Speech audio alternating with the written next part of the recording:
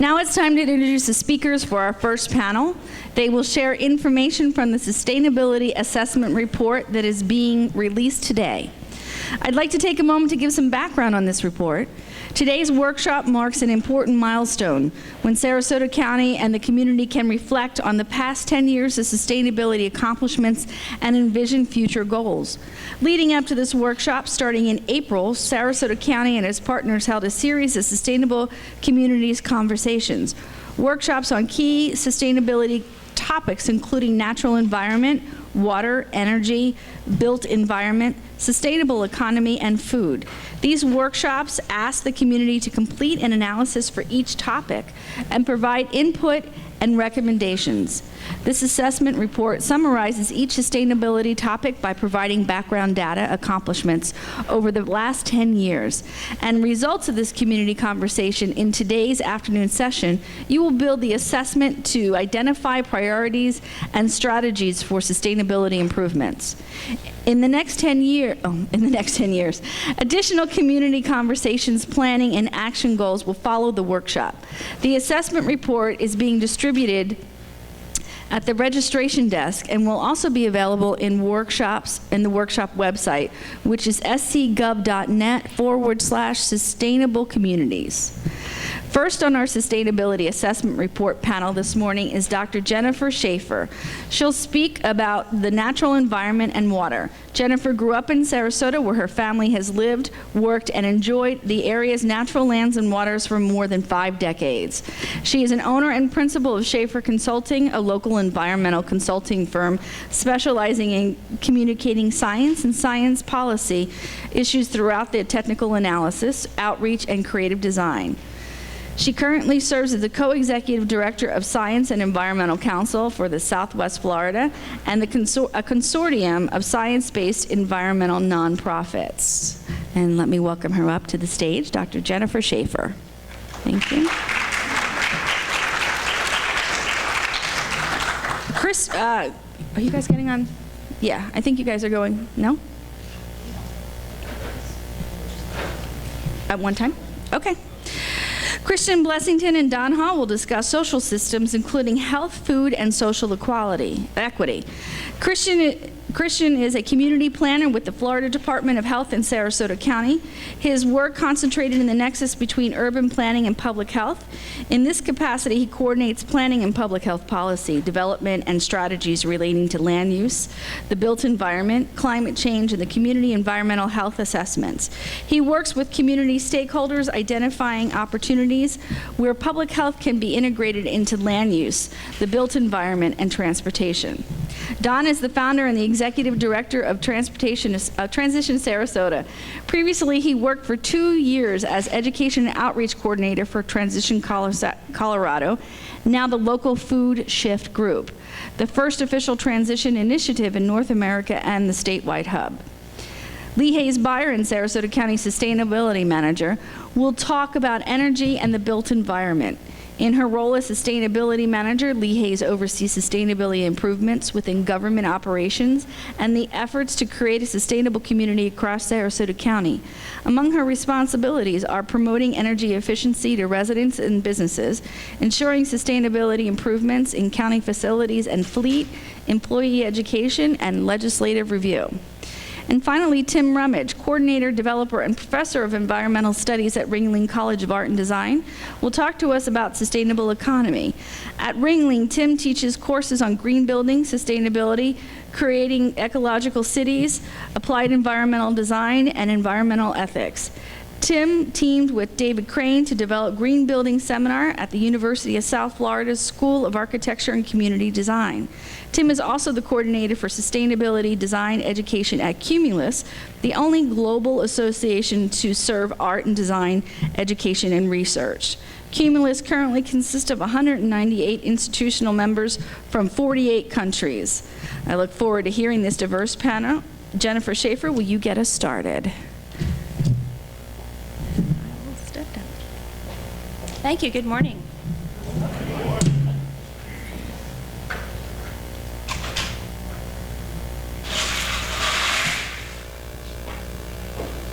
So this morning I'm going to summarize in 10 short minutes everything there is to know about natural environment and water.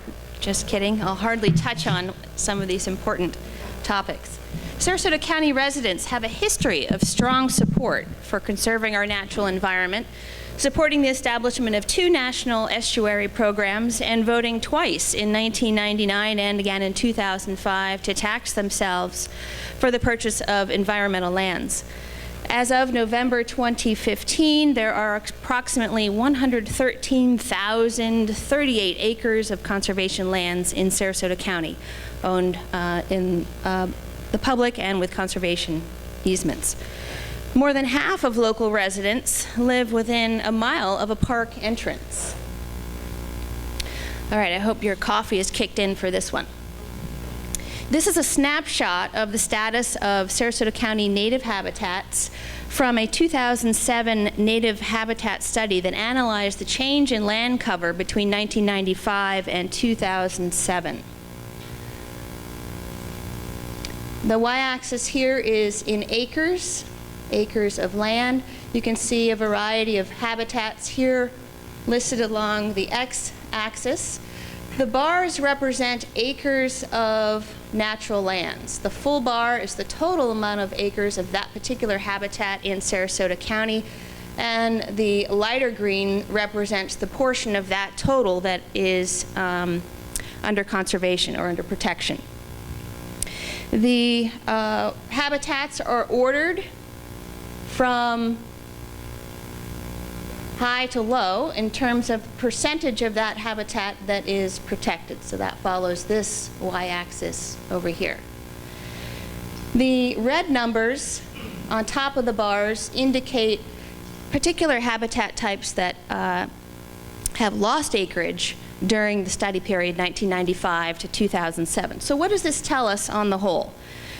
We can see that Sarasota County is dominated by dry prairie, pine flatwoods, freshwater wetlands, and mesic hammock. Not only are there tens of thousands of acres of these types of habitat, but most of it is actually protected.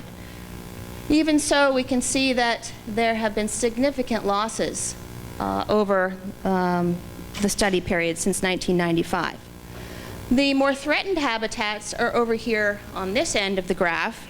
And these include scrubby flatwoods, xeric hammock, and coastal hammock, mainly because these habitats are relatively rare in Sarasota County. They're scarcely protected, and they've experienced significant losses in recent years here. Beaches and dunes are also threatened, mainly because of their low public ownership and the fact that they're highly dynamic in nature, easily being lost or accreted. Moving to the marine environment, you're likely familiar with this community's success story of restoring seagrass in Sarasota Bay. Seagrass cover has increased about 20% in the last 20 years. And in fact, its coverage exceeds the 1950s level.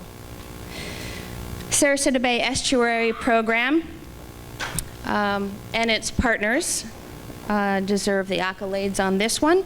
And the Sarasota Bay Estuary Program has further set an annual goal of restoring 18 acres of intertidal wetlands and 11 acres of freshwater wetlands every year, with the goal of continued water quality improvements for the bay. Sarasota County land managers, the Sarasota Bay Estuary Program, the Conservation Foundation of the Gulf Coast are all leading the way to further protect and restore our natural areas. But challenges remain. Public funding for conservation has decreased. Our human population density continues to grow, leading to increased pressures and fragmentation of native habitats and displacement of wildlife. And coastal habitats are especially at risk as they are squeezed by development from the upland side and from sea level rise from the shore. The workshop that was held included about 30 plus members, experts, and the community at large to discuss some of the most pressing issues related to our natural lands and waters. And this is some of the highlights from that discussion. I refer you to the sustainability report for much, much more detail on the outcome. First, increase land acquisition, connectivity, and conservation.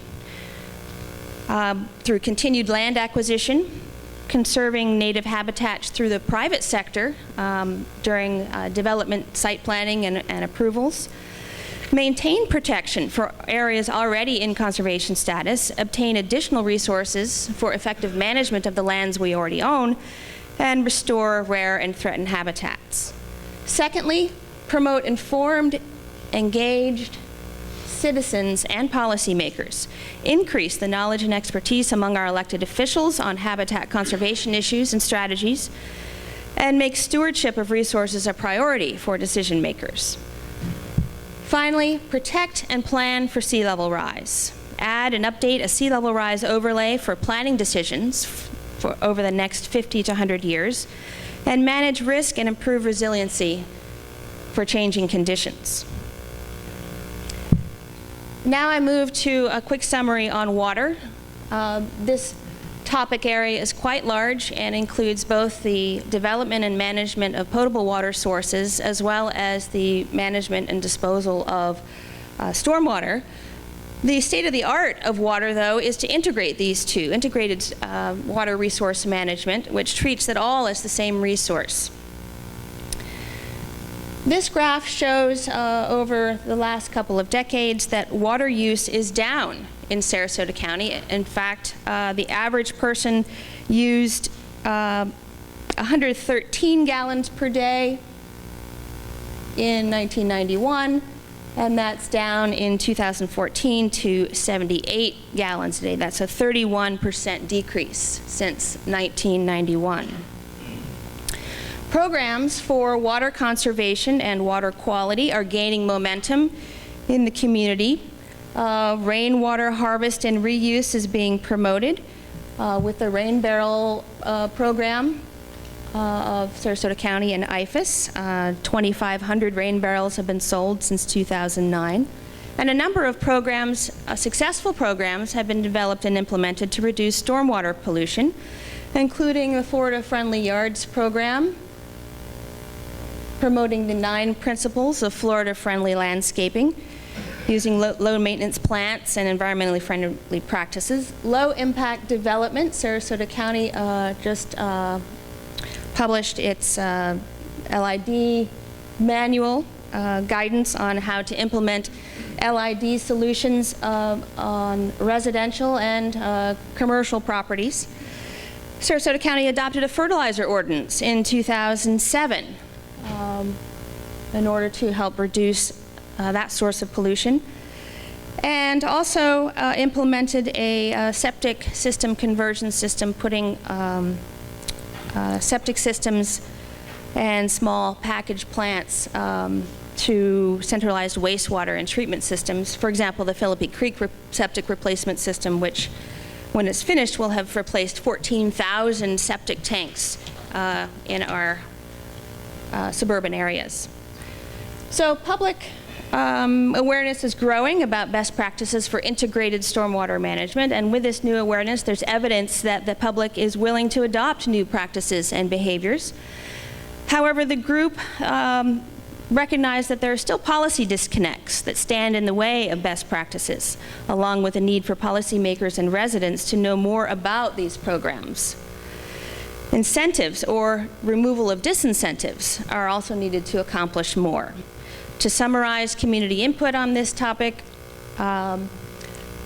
incentivize development that supports water quality and conservation, offering tax breaks, financial deals, some other incentives for sustainable developers, and tax incentives to homeowners who implement Florida-friendly landscaping and LID features. Simplifying these incentive programs and perhaps even creating a grading system for home buyers to be able to evaluate homes for sale on these criteria. Educating and engaging policymakers and new residents. Encourage environmental literacy by policymakers, and for residents, reset expectations that the natural environment looks like our natural Florida, not a manicured northeastern or midwestern scene. And finally, better marketing for our existing programs to better implement them. Good programs that could work. We just need to get the word out. Thank you very much.